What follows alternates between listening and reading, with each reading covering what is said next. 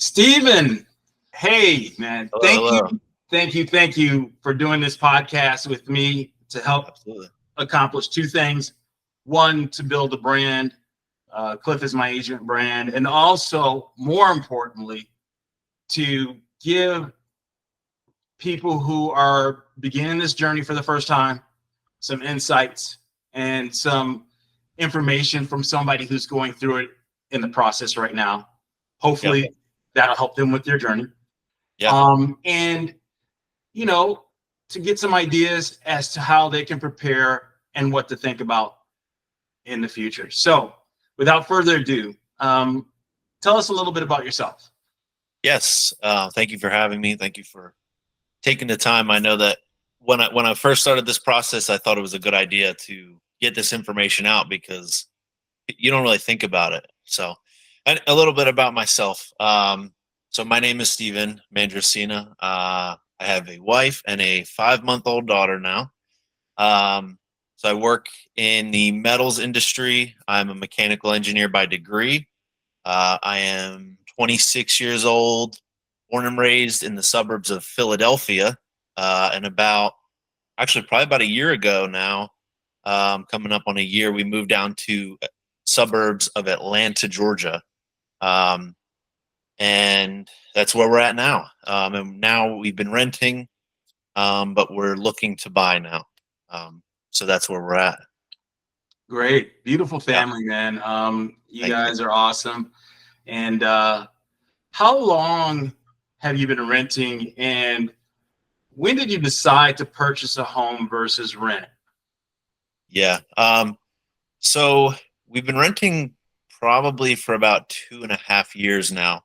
I rented by myself about 2 months before my wife and I got married. And we are 2 years and 6 months in. So probably about 2.5 on the dot. Hmm. So yeah, and going from renting to buying a home, it's a lot. And I think people my age aren't really interested in it. I don't know why, who sold them the idea that they shouldn't do it or what, but um, I think I started watching and reading a lot of personal finance books, not having that basis. Growing up, I wasn't really raised to understand how to use money or use it as a tool, even. Hmm. Um, so I read a couple of personal finance books and took some classes because I didn't know what money really was or in large amounts. But I've come to understand that buying homes, buying land, buying properties overall can be a tool to build wealth in the long run. So I think that we decided that fairly early on in our marriage. Once I started reading these books and figuring out how do we make more money for us, make money, use it as a tool for investing, and on another hand, being able to give and bless others. Um, so I think that's where we knew from the beginning, but it was all about trying to figure out how to do it. And I think now we've kind of got an understanding on how to do it generally, and with people who are experts like yourself and books and um, time. I think we're ready to do. We're actually able to do it now. So that's what we're looking to do. I agree. And I'm not sure what has happened in the communications lately as it relates to real estate. Yep. But I think what has happened is that people have convinced first-time home buyers that it's risky to purchase property and that your risks are reduced when you're renting. And if you are not saving and setting money aside, that is very true. If you leap into property not prepared, it can be financially devastating in a Oh number yeah. of different ways. It can kind of create a bad situation for your financial stability. So Yeah. timing is very, very important, and preparation is important. And that's one of the reasons why I'm so happy that you're taking the time to talk a little bit about your experience. Yeah. If you purchase the home at the right price in the right location, and it's a sound home, then those are characteristics that will help you build wealth. Right. Conversely, if you don't buy at the right price, if you don't buy in the right location, and if you don't buy a home that is sound in terms of the quality of the home, how well it's not just built, but the condition of the home, Right. those things can hurt you drastically. So Sure. one of my principal goals as an agent is to help protect my clients from that, because I want them to have a positive experience for their entire life, and to get started on the right foot. So once you determined that you wanted to buy a home, what were the first things that you decided to do? Yeah. So I think the first thing we did, obviously, when you decide to buy a home, and me not growing up with any really financial teaching or training from a young age, was like, what does money buy? You know, what is the dollars that I earn, you know, from my job or other things? What does that really mean in terms of buying a home, right? Because a lot of times people don't buy cash. If they do, great. You know, one day I hope to be there. I'm not there yet as a young 20-something working. So that would be the first thing. I think we looked at our finances and just to see what we could afford. I mean, I know that there's talk about FHA, the first time home buyers. Usually it's a 3.5% down. And then there's insurance and stuff like that gets involved too. But we just took a look and said, what would it realistically cost us to move into a home? And I think also people don't look at how much I can actually afford. People will just say, hey, they'll go to a bank and say, hey, what's the most I can get? And they'll try to buy something at that. But that could put a lot of stress on finances. We try to live on as little of our income as possible so that we can maximize our investments or our gifts or our other things that we like to give. So we looked at what would be a realistic monthly mortgage. And then we started to save for a percentage, 3.5% on that mortgage amount, that loan amount. So we looked at a realistic percentage. I mean, that's what we did after we realized we wanted to buy a home. Got you. Okay. Yeah. All right. So based on that, did you have a vision of what your home would look like? And did that vision compare to what you are actually seeing in the marketplace right now? Yeah. So in terms of vision, I could really live in wherever. I'm not very picky in terms of how this looks or how that looks. My main concerns were having enough property, like land wise, around the home to be able to have chickens, because we want to have chickens to get some eggs. That's my main point of looking. Other than that, I know that my wife Rebecca wanted to have a window over the kitchen sink, so that when whoever's washing dishes can look out and see the outside. Yes. That was something that was like non-negotiable for her. So we're happy. And houses have that. And compared to the market, we're seeing that commonly in houses. Another thing that my wife was really set on was having the bedrooms on the same floor, because having young kids, you don't want to be on the first floor and your kids on the second, or vice versa. She wanted to be on the same floor as our kids as they get older and get into their own rooms and can walk and such. Right now, our baby's not even crawling yet, so we're good. She can't go anywhere without us. But in the future, that's something that we're looking for. And they have those. I mean, there is split levels, right? We're seeing split levels on the market. Yeah. We're seeing ranches on the market, which is ranches usually all the bedrooms are on the same level. So we like ranches. Split levels, even a lot of times all the bedrooms will be on the top floor, or all the bedrooms will be on the first floor. However, it's split and split level homes in the market in this area. So we're seeing all these things, and I mean, the main requirement was like it depends on where you're at, your county and your state, obviously. Hmm. But we needed 0.59 acres so that I can have 8 chickens. That was the county's regulation. So Got you. that's what we looked for. There's a formula for the chickens. Yeah, right. They need to know how much space the chickens need, right? Never knew that. I know. So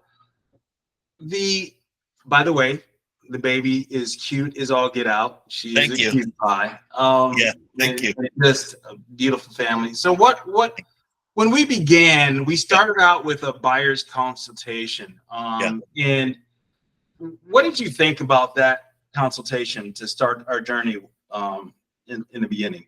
What did you think about the process? So we met at a cafe. It was just a casual, laid-back setting before we did any touring.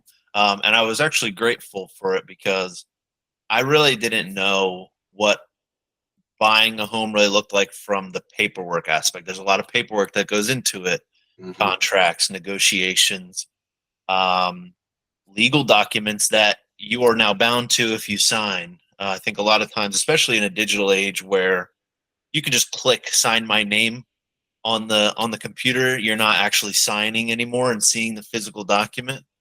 I think that I can get caught up sometimes in that, just clicking.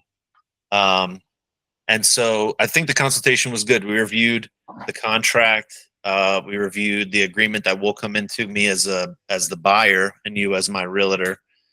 And I think it was good up front. I like upfront with everything. So I think it was very helpful.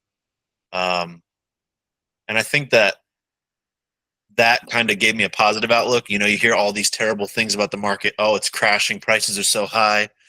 Interest is so high. You hear terrible things on the news, even about large companies buying homes and taking the personal feeling, like the personal level out of buying homes. It's just a business now. They're just seeing you for a number. They don't really care about you or your family buying a home. So I think it added a little bit more of that personal feeling back into it. And it's important. I mean, we plan to raise our daughter and future children in this place for the next X amount of years. Who knows?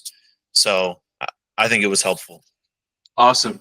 Yeah. One of the things that I kind of prepared you guys for is our shopping list. And one of the things that I do is for clients, I charge per door that I open in that exclusive buyer broker agreement. Yeah.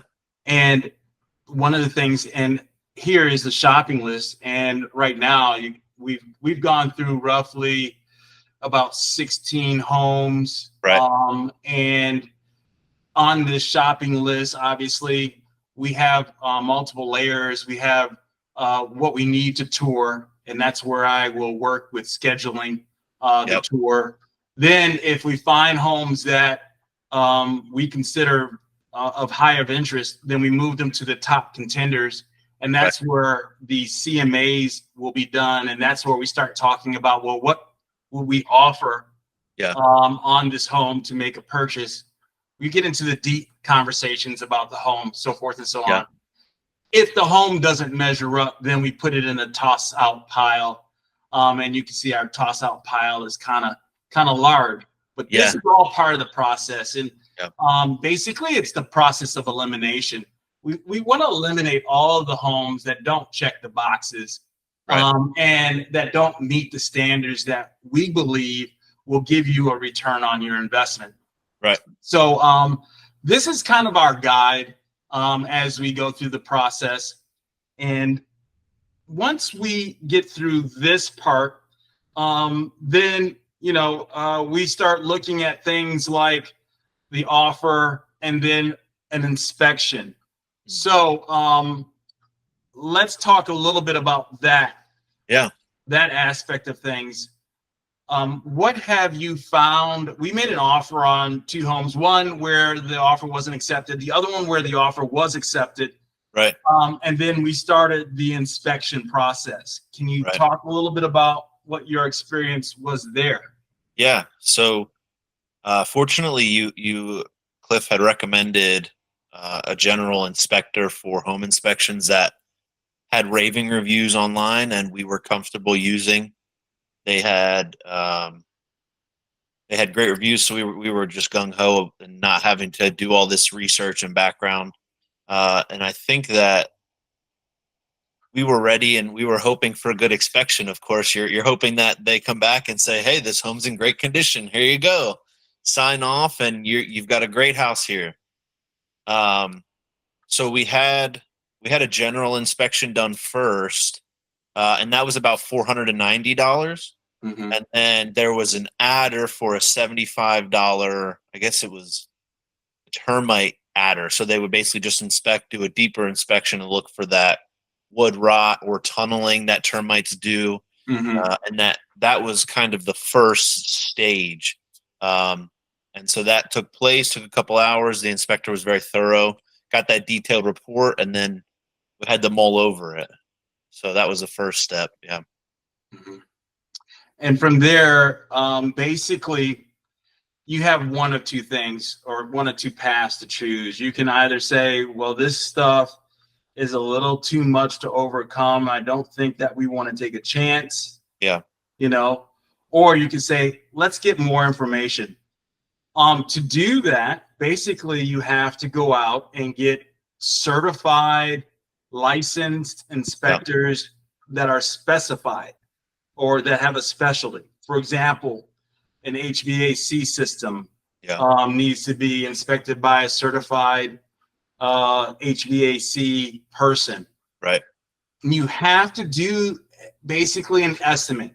Like, say, for instance, have them check out things and then give you an estimate as to how much that repair will cost.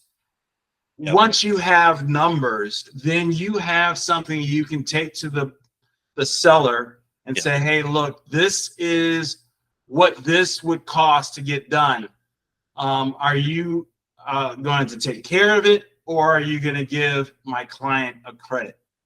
So that's what we went through. Unfortunately, we had to hire more inspectors than we could foresee. So you want to tell us a little bit about that? Yeah. So upon the initial touring of the home, we realized that there were definitely some things that could be addressed, especially with the flue from the HVAC system that was all rusted out and could have, just was leaking. I think it was carbon monoxide from the HVAC unit into the home. Mm-hmm. So we noticed that right away, and we were like, well, we definitely want to get that quoted to get fixed or compensated so we can fix it before we move in. We don't want to be breathing that in. Obviously, it's a safety hazard. So once we got through the first inspection, the general inspection, we realized that there was a good amount of work that would need to not bring the home up to code per se, but just to bring the home up to a safe living standard. So there was a little bit of structural work. So we had a roofing inspector come out.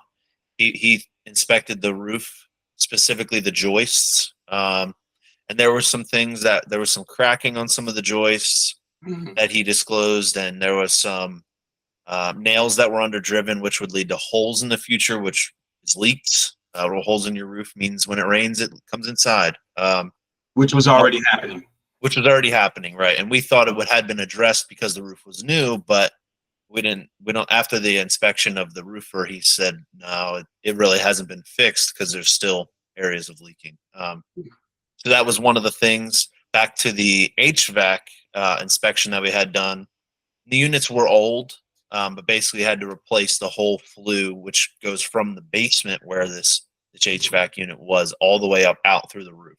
So it would have to go all the way, and it was a pricey replacement, as well as something we need to take into consideration on the HVAC front is your air conditioning unit, your heating unit, if you have it. The age of those, they were older. I mean, probably on average lifespan had 1 year left.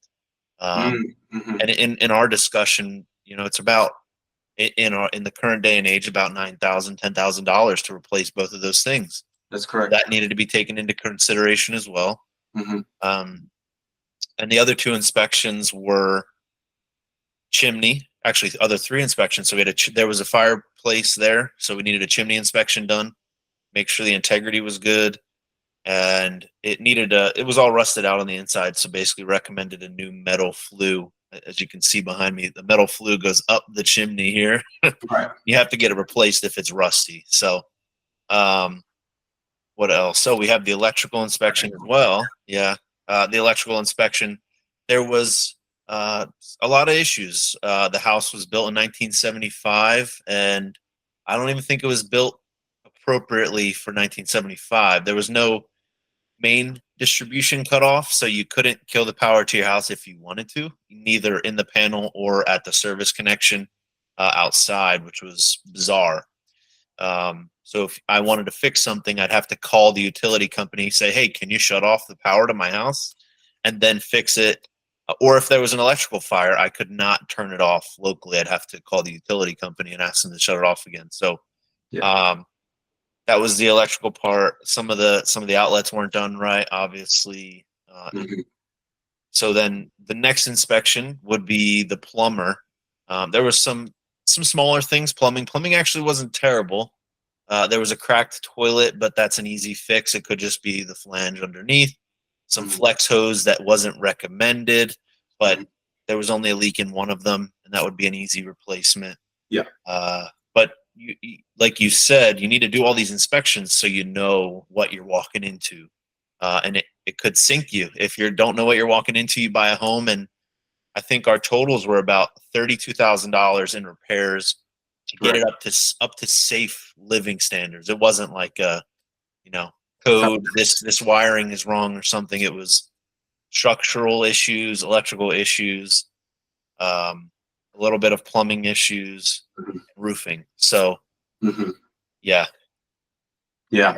And see, these are the kind of things that I am terribly concerned with, because if you don't do your due diligence, when you have the time, and all of these inspections have to be coordinated by myself, and you're working, so I would go out and meet these inspectors and talk with them, and I would compile all of this data to present to the seller. And fortunately, we didn't have to pay for the roofer, and we didn't have to pay for the contractor for construction to give us estimates for their work, fortunately.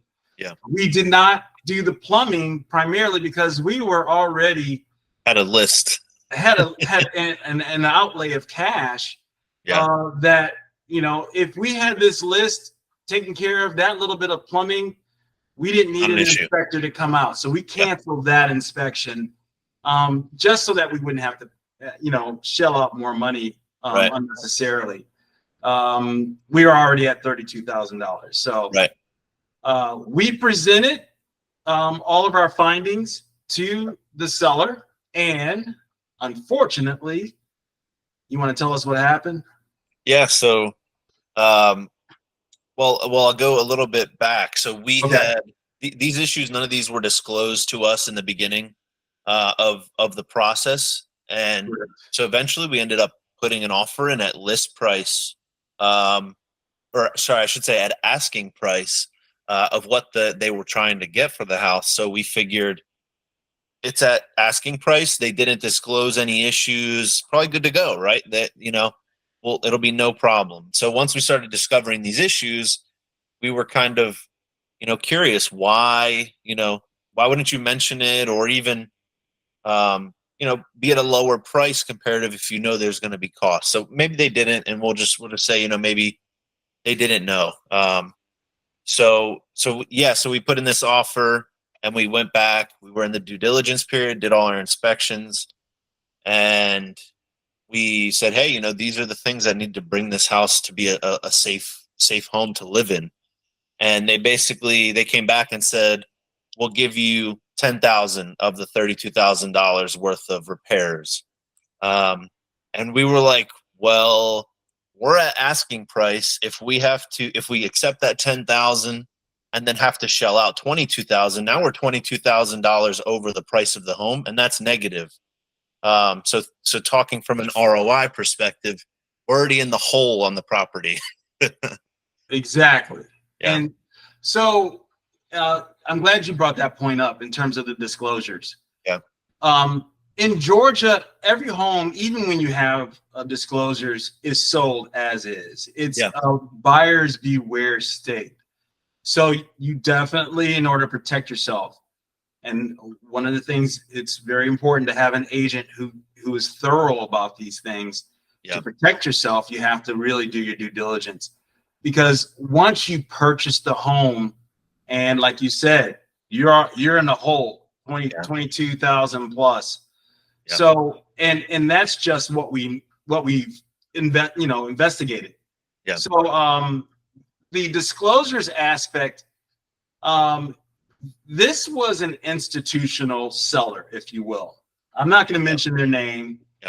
But needless to say, the experience for you as a buyer and for me as an agent was horrible. Very bad experience. And so they are known for buying homes that need a lot of work. They go in and they paint and they throw new flooring down, and they pretty much put lipstick on a pig and try to get top dollar in the marketplace. Right. And so when you have institutional sellers, you typically don't get disclosures, because since they haven't lived in the home, they're not disclosing issues. Got it. As someone who's lived in the home, personally, they need to, and they don't have to, but they would typically fill out a form listing all of the issues that they've experienced, list the age of the home systems, HVAC, the roof, so forth and so on, water heater. They will discuss whether or not they have a termite bond or not. These things are all important. And I go over those things with my clients so that we have an idea as to what we're dealing with in that regard. But one of the reasons why they didn't disclose anything is because they weren't personal owners of the home, and they just decided not to. So this has been an eye-opening experience. Definitely. And definitely one that I think first-time home buyers should definitely think about. Typical inspection is about $450 to $500. You obviously need to have that prepared, but if your inspection doesn't come back relatively clean, then if you have a deep interest in the home, you need to be able to be prepared to spend at least that much more, another $500, if you see things that need to be addressed by a certified licensed technician. So that is the basically gist, moral of this podcast right now. We hope to do a part 2. One where one where you're in the home that checks all the boxes and has a strong potential of being a good return on your investment. Absolutely. And to take you into the future on a good financial footing for building wealth and prosperity. So that's our goal. Not just to buy a nice comfy home, but to buy something that will give you a return on the money that you outlay. Absolutely. Hey man, I so appreciate having you as a client. Oh, one more thing that I wanted to mention. In our shopping list here, let me bring that back up. I think this is very important because CMAs. Something, Is it the CMAs? Oh, you know what? Let me mention that while I got you here. That was very helpful. That was very helpful in the process of like trying to figure out how to make an offer, right? Because we've never done this before. We've never made an offer. So how do we know what to ask? I mean, sure, the person selling it's going to ask for the biggest money bag possible. Yeah, good point. Okay, so 2 things I'm going to bring up. one that you just mentioned, the CMAs. So why don't I do that right now? On our shopping list, you have, and this is spreadsheet stuff, and pretty much I manage this. You have access through Google, and we can share this together. But for the most part, the data comes from me. So when we find a home that we want to do a deeper dive on, what we'll do is I'll do a CMA, okay? And this will give us an idea as to what is a realistic value of the home in the marketplace right now, based on what's active, based on what's closed, based on what's pending, so forth and so on. Also, what I'll do is I will provide you pictures of the homes that we're comparing them to, so that you can say, hey, you know what, that house was $10,000 more. I see why. I'm looking at the condition of the home. I'm looking at all the pictures, and it's a nice home in great condition. Yeah. I understand why this home sold for more. So not only do you get not only do I prepare the financials for you in terms of the numbers, and obviously this is so that we can get together and talk about this and prepare the offer. But I also give you some visuals as to what the comparisons are too. The other thing that I wanted to touch on that I really, really appreciate about you is that before we tour a home, you typically will go out and scout it out. Oh yeah. You'll drive the neighborhood, you know. Yep. Believe it or not, you can sometimes tell whether or not you want to pursue the house further in terms of touring based on the neighborhood. If you drive in the neighborhood and it's a broken down neighborhood and you don't see yourself living there, then you can say, we don't need to see this house, take it off the tour. I'm going to save that $50 and, move on to the next.